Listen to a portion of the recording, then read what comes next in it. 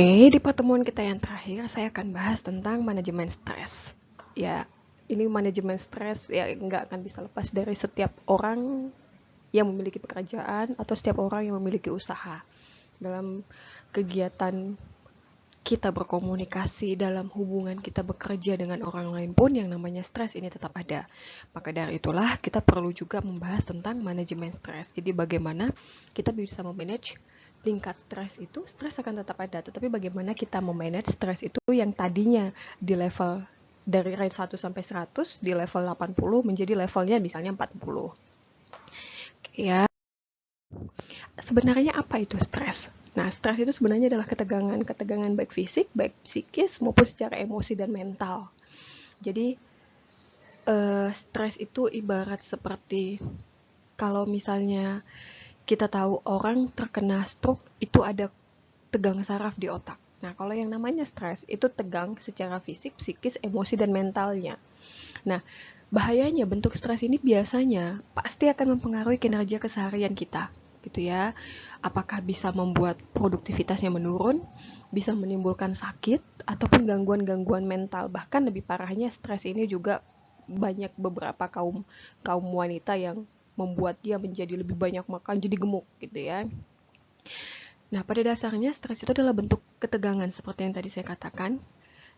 Kalau sumbernya disebut dengan stresor, jadi yang membuat kita menjadi stres itu dikenal dengan istilah stresor. Sedangkan dampaknya, ketegangannya itu disebut dengan stres atau strain.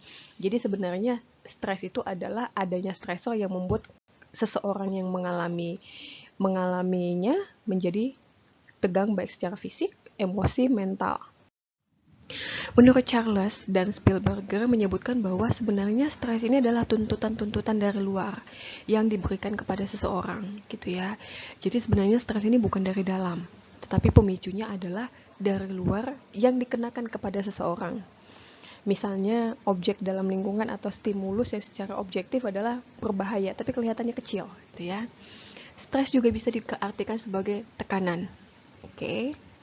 Jadi bisa dibilang stres itu adalah tekanan-tekanan yang berasal dari luar, yang tidak menyenangkan jika dikenakan pada seseorang.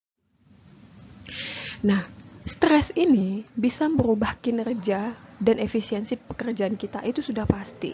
Oke, terlalu sedikit tekanannya pun bisa menyebabkan kebosanan. Jadi ibarat kata kalau misalnya kita bekerja di lingkungan yang sama sekali tidak ada tekanannya pun, itu akan membuat seseorang bosan.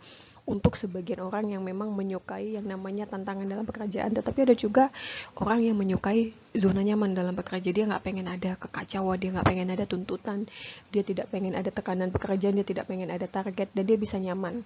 Tetapi kebanyakan orang, bahkan banyak orang dalam posisi yang kalau tidak ditekan, dia nggak akan bisa kerja.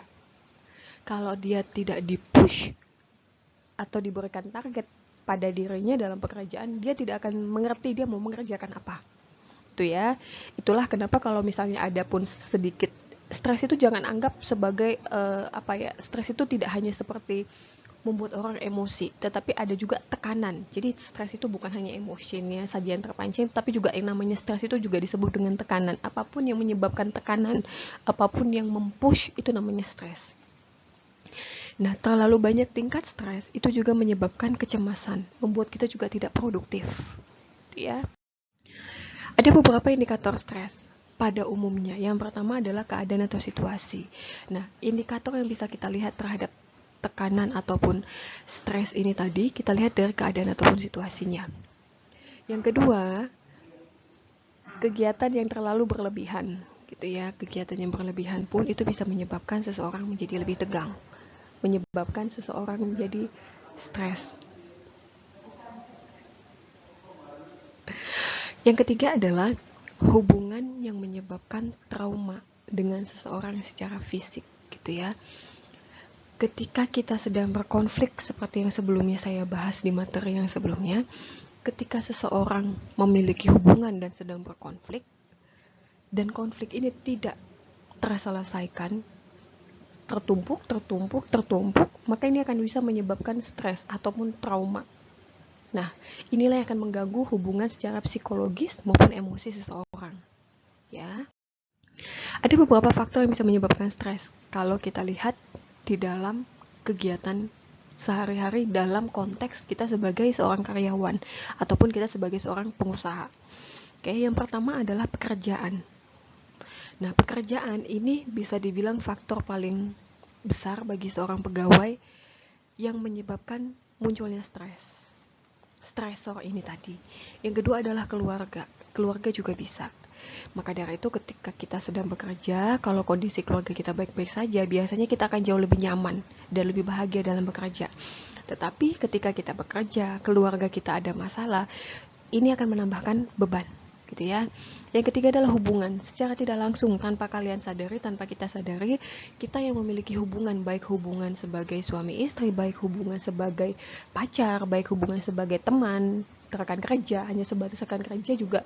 Ketika ada terjadi konflik yang negatif, ini juga akan menimbulkan stres. Kenapa? Dampaknya adalah ini tekanan yang mengganggu secara psikologis seseorang dan emosinya kita.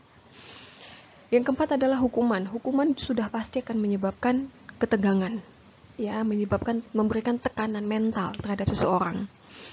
Kenapa? Karena biasanya kalau ada hukuman akan menunjukkan bahwa kita melakukan kesalahan dan kita pantas untuk anggapan kita kalau dihukum itu adalah menjatuhkan, dianggap tidak becus, tahu ya artinya ya, tidak pantas, tidak layak, gagal, gitu ya. Nah, semua anggapan-anggapan kita terhadap yang namanya hukuman, kegagalan, oh saya gagal, oh saya tidak pantas, oh saya tidak becus bekerja, ini akan membuat kita semakin berpikir sehingga akhirnya menimbulkan ketegangan terhadap mental. Yang kelima adalah uang. Uang sudah pasti, ada uang banyak kita stres, tidak ada uang lebih stres, betul ya. Yang selanjutnya adalah kesehatan dan penyakit. Ini udah betul. Jadi kalau misalnya contoh nggak jauh-jauh kondisi kayak sekarang, dari banyak berita yang kita dengar, pasien-pasien ataupun penyintas COVID yang sudah sembuh dari COVID mengatakan bahwa ketika mereka stres maka virus itu akan semakin kuat menggerogoti. Tetapi ketika kita hidup lebih rileks, secara otomatis imun akan mendongkrak imunitasnya sendiri untuk melawan penyakit, gitu ya. Jadi sehingga dari situ kita bisa kesimpulkan bahwa kalau kita sedang stres atau ketika kita sedang sakit, jangan pikirkan hal-hal yang lain. Punya semangat untuk sembuh. Nah, itu yang paling penting, ya kan? Kita punya semangat untuk sembuh. Supaya apa? Karena memang dari hati yang gembira itu seperti obat yang akan menyembuhkan, membantu imunitas, mendongkrak imunitas untuk menyembuhkan tubuh sendiri. Karena memang pada dasarnya tubuh ini diciptakan untuk bisa menyembuhkan dirinya sendiri. Selanjutnya adalah lingkungan. Betul, lingkungan yang tidak nyaman, lingkungan yang membuat kita merasa tidak aman, itu bisa menimbulkan gangguan, menimbulkan rasa tidak aman yang berkepanjangan buat kita. Sehingga kalau misalnya kita tinggal di lingkungan yang tidak aman, di lingkungan yang tidak nyaman, coba cari lingkungan yang lebih jauh lebih baik, yang membuat kita bisa, baik itu kalau tidak nyaman bisa dalam artian apakah tidak ada sinar matahari, tidak ada terasa angin yang berhembus, tidak ada udara yang bersirkulasi, suasananya tenang, tidak bising. Nah, itu lingkungan-lingkungan yang memang mendukung kita untuk bisa lebih rileks. Yang terakhir adalah situasi. Ini hampir bersama dengan lingkungan, tetapi situasi ini seperti kondisi saat itu yang terjadi. Apakah kondisinya saat itu sedang terjadi pertengkaran atau perperangan? Nah, itu seperti itu situasi. Jadi itulah faktor-faktor yang bisa menyebabkan seseorang ini menjadi tertekan ataupun stres. Nah, pada dasarnya macam-macam stres ini berbeda. Ini disebabkan oleh faktor yang menyebabkan seseorang bisa menjadi terganggu sehingga mengakibatkan stres. Yang pertama secara fisik atau dikenal dengan stres fisik. Secara fisik seseorang bisa terkena stres karena apa? Suhu yang terlalu tinggi, misalnya terlalu panas atau terlalu rendah atau terlalu dingin. Misalnya orang-orang yang bekerja di pabrik itu kan panas ya, apalagi di lingkungan operasional. Itu sangat panas. Ada juga orang-orang yang tinggal, misalnya ada orang-orang yang misalnya kerja di bagian storage untuk pengiriman, misalnya pengalengan ikan beku atau apa. Nah, itu kan suhunya harus benar-benar minus. Makanya orang yang di luar negeri itu Ada sampai kalau misalnya kalian dengar ketika Amerika, Eropa dilanda salju dengan suhu yang sangat di bawah minus gitu ya, minus 4 kalau nggak salah, apa minus 10 saya lupa. Itu banyak yang meninggal. Kenapa? Karena memang terganggu secara mental, terganggu secara fisik. Nah, itu pun tubuh tidak bisa menerimanya. Sinar yang terlalu terang atau kena arus listrik, suara yang amat bising itu juga bisa menimbulkan stres secara fisik. Yang kedua adalah stres kimiawi. Nah, stres kimiawi disebabkan oleh bahan-bahan kimia seperti asam basa, asam yang terlalu kuat, basa yang terlalu kuat. Pada dasarnya ya, asam yang terlalu kuat dan basa yang terlalu kuat, saya pernah praktikum dengan menggunakan asam-asam dan basa-basa kuat ini. Itu sangat menyengat sekalipun kita sudah menggunakan masker. Ketika tubuh terpapar sekali dalam rentang waktu sekian menit, mungkin nggak masalah. Tetapi bayangkan jika itu terus-menerus setiap hari orang yang bekerja di laboratorium, bahan-bahan kimiawi sekitarnya, dan ini harus bekerja selama 8 jam, paling tidak kita bilang 5 jam di dalam ruangan seperti itu. Nah, itu bisa menimbulkan stres loh. Ya. Selanjutnya adalah karena obat-obatan, zat beracun seperti pabrik-pabrik pembuatan pestisida segala macam, hormon ataupun gas. Ini semuanya bisa menimbulkan stres jika terpapar oleh tubuh dalam jangka waktu yang terlalu lama. Selanjutnya adalah stres mikrobiologi. Nah, stres ini disebabkan oleh mikroba ataupun virus, bakteri dan segala macam. Misalnya orang-orang yang bekerja di laboratorium, contoh kayak pengamatan virus. Nah, kalian bayangkan kalian ada di laboratorium yang isinya cuma mikroskop dan bakteri. Tanpa ada teman, karena itu nggak boleh terganggu. Tanpa ada komunikasi dengan teman sebelah siapapun itu bisa menyebabkan stres. Selanjutnya adalah stres fisiologik. Nah, stres fisiologik ini disebabkan oleh fisiologi seperti gangguan pada jaringan tubuh, gitu ya. Bukan secara fisik, tetapi secara fisiologisnya, secara baik fungsi jaringannya yang terganggu, bisa dibilang ini tidak sehat secara fisiknya kita. Selanjutnya adalah stres proses pertumbuhan dan perkembangan. Nah, ini biasanya terjadi karena proses pertumbuhan ataupun pergantian fase tumbuh dari baby menuju toddler, dari toddler menuju anak-anak, dari anak-anak menuju dewasa, dewasa menuju ke orang tua menuju ke nenek-nenek, misalnya gitu ya. Dan hal-hal ini akan menimbulkan ibarat kata kayak perubahan musim yang tadinya kalian berumur sekian dan harus naik ke sekian. Nah, itu akan menimbulkan yang namanya tekanan karena kalian tidak siap dengan kondisi yang memang harus dihadapi pada usia segitu. Selanjutnya adalah stres psikis. Nah, ini stres yang disebabkan karena psikisnya kita seperti hubungan kita dengan orang lain, sosial, budaya, ataupun keagamaan. Efek negatif dari stres yang pertama secara fisik kita bisa lihat dampak negatif dari stres adalah berat badan menurun. Oke, berat badan menurun, rambut rontok, jantung berdebar-debar, tekanan darah tinggi. Ini hanya sebagian kecil ya dampak dari stres. Bisa juga ada orangnya dampaknya berat badannya malah naik gitu ya. Yang kedua, secara emosi, dampak dari stres adalah sudah pasti perubahan suasana hati, bisa dibilang jadi bad mood. Ada kegelisahan ataupun kecemasan gitu ya. Orang bisa jadi lebih gelisah, lebih cemas. Selanjutnya adalah bisa menyebabkan depresi atau tertekan. Ini udah pasti. Juga bisa membuat orang menjadi tidak sehat. Misalnya dia akan lari ke alkohol, bisa juga ke narkoba ataupun obat-obatan. Yang ketiga adalah dampak dari perilaku. Nah, ini biasanya orang yang stres kalau misalnya dilihat dari perilakunya itu menjadi apa ya, sedikit berbeda. Misalnya tadinya dia yang misal kalau ngomong dia sopan, terus kalau misalnya dia berkomunikasi tatap muka, dibecandain dia nggak masalah, tiba-tiba dia bisa menjadi orang yang lebih cepat emosional, tersinggung sedikit dia emosi gitu ya. Nah, level stres yang cukup tinggi ini biasanya akan berdampak pada kemampuan kita untuk mengingat sesuatu. Biasanya orang yang sedang stres itu akan sulit untuk mengingat sesuatu. Makanya orang yang stres itu tidak akan bisa fokus. Ketika orang sedang stres tidak bisa fokus, jangan pernah mengambil keputusan karena pasti akan salah. Dia tidak akan bisa berpikir lebih panjang. Kenapa? Karena memang sedang tertekan gitu loh. Sarafnya sedang tegang. Kalau sarafnya sedang tegang, dipaksa untuk berpikir, itulah terkadang yang bisa membuat orang tiba-tiba jatuh, kena stroke. gitu ya. Dan itu dampaknya dari awalnya dikarenakan stres. Nah, saya bikin mahasiswa yang over stress biasanya akan sering banyak bolos, tidak masuk kuliah, bahkan tidak mau ikut kuliah, bahkan nggak ngerjain PR.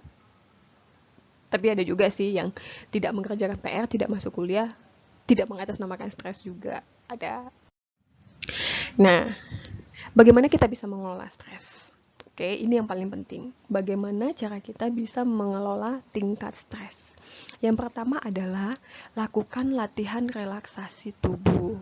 Nah, ini banyak dipraktekkan sama orang.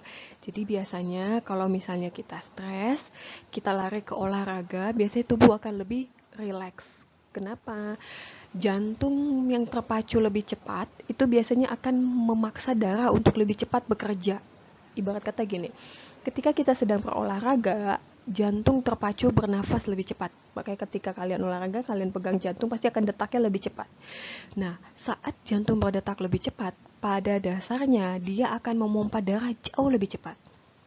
Saat memompa darah lebih cepat, maka darah akan lebih cepat mengalir untuk dipompa.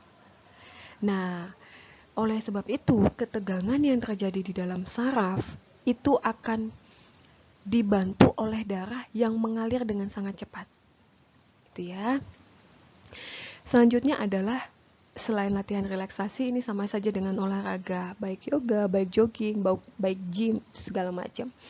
Ataupun meditasi. Meditasi melepaskan pikiran, membuat pikiran kosong. Bisa juga dengan konseling. Biasanya dengan konseling, makanya ada psikiater, atau kita ngobrol sama orang, kita share sama orang. Dengan masalah yang kita punya, kita share sama orang yang kita anggap memang bisa membantu, yang bisa menyimpan rahasia kita. Nah, itu biasanya akan membantu untuk mengurangi stres. Karena memang pada dasarnya manusia ini tidak bisa menyimpan semuanya sendiri. Itulah makanya kita diciptakan sebagai makhluk sosial. Nah, waktu kita punya masalah, kita dalam masalah. Nah, waktu kita berbagi sama orang, ibarat kata kita memberikan sedikit beban kita. Nah, itu akan mengurangi.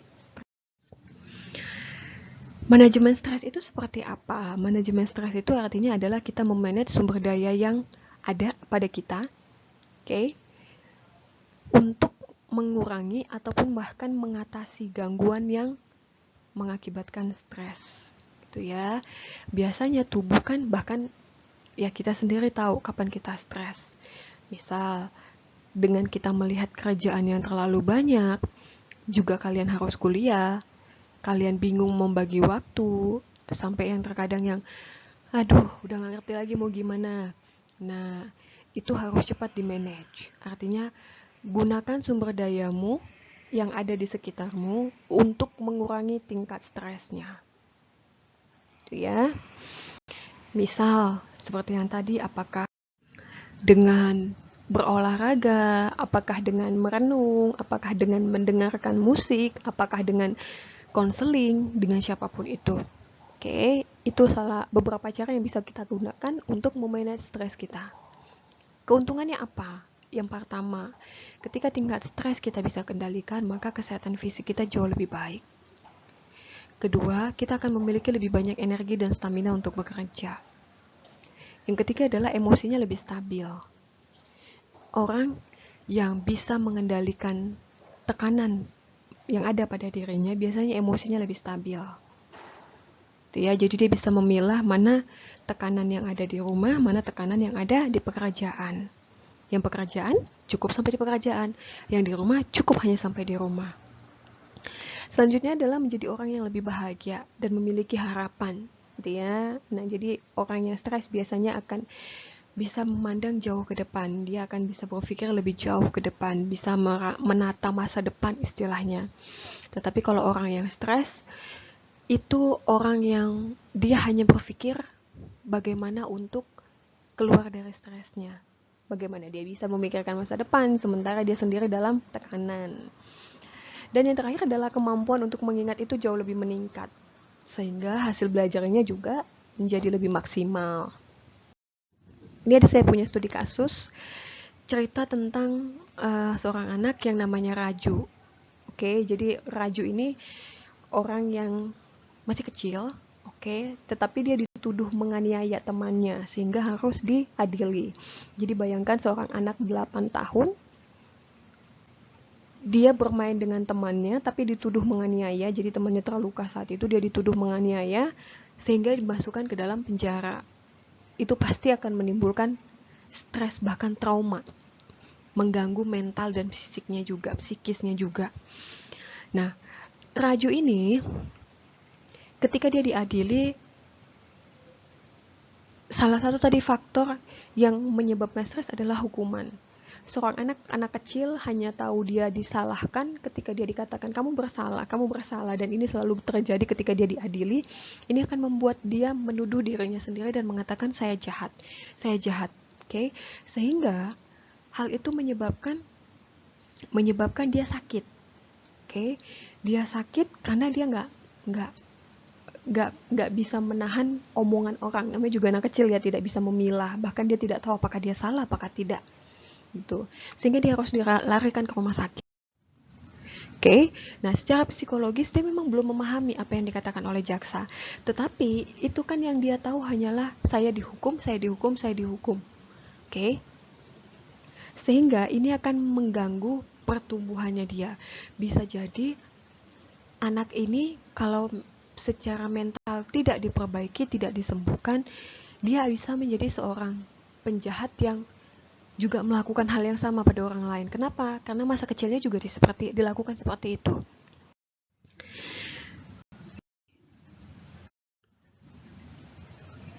Dari studi kasus ini, saya minta kalian baca pembahasannya akan seperti apa. Karena nanti saya minta kalian baca dulu studi kasusnya, selanjutnya pembahasannya.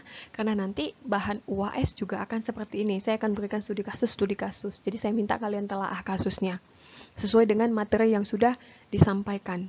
Jadi kalau mengena terhadap materi, saya akan kasih poin yang sempurna. Tetapi kalau misalnya tidak mengena sama sekali pada materi yang sudah kita bahas, ya saya akan anggap sebagai poinnya sangat kecil. Artinya memang belum bisa menganalisa, gitu ya. Jadi pahami kasusnya, seperti apa saya membahasnya. Oke, seperti apa saya membahas tentang kasus ini. Kalau bisa juga dari kasus yang terjadi, penanganan seperti apa yang tepat, nah itu akan jauh lebih baik. Oke, sampai di sini yang bisa saya sampaikan, yang bisa saya pesankan adalah saya tahu sebagai seorang mahasiswa yang bekerja ini penuh dengan tekanan dari pekerjaan, tekanan dari kampus. Oleh sebab itu, saya berpesan bahwa bertanggung jawablah atas setiap pilihan yang kalian pilih. Saya juga pernah merasakan bekerja sambil kuliah. Saya pernah merasakannya kok. Oleh sebab itu, kalian harus pintar mengatur waktu. Kalian harus pintar memanage stres kalian. Dengan cara apa? Apakah kalian dengan berolahraga, sejenak merenung, manfaatkan waktu kosong dengan hal-hal yang positif. Nah, lakukan segala cara yang memang positif untuk mengendalikan stres kalian, bahkan kalau bisa mengurangi tingkat stres kalian. Oke ya, sampai di sini bisa saya sampaikan. Saya ucapkan terima kasih.